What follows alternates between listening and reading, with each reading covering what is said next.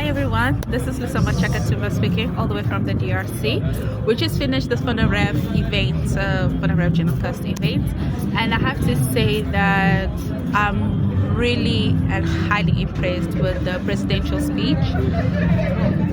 I mean, it was a good thing having him as our president.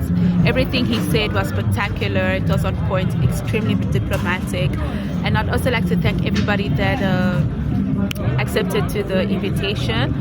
I'm sure that everyone walked out of here happy, you know.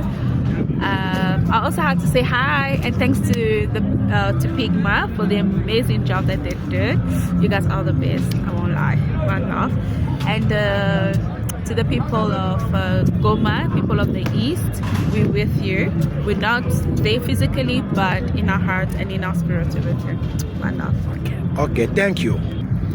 Bana Congo événement eleki kitoko nyonso ezalaki malamo ebandeli pinosuka pepe congolais azali ko remercier son excellence président de la République pona likanisi ya munene oyo azwaki chaque le 2 août to commémoraka bayo nyonso bakenda batika biso pona minere na biso. Yango wana tokutanaki awa na site oyo babenga ngo Genocost pona ko commémorer ba nyonso bakenda. To remercier FONAREV, to remercier Fondation Denis Nakuru, to remercier peuple congolais mobimba ba nyonso bazui part na kati na likanisi oyo.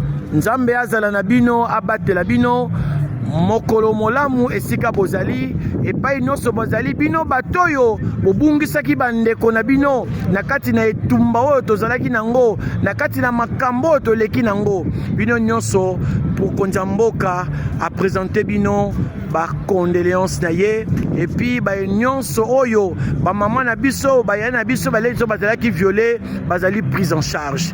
Nzambe abatela bino, nzambe azala na bino nyonso etopesa kaka epai ya nkolo nzambe. Merci beaucoup FONAREV.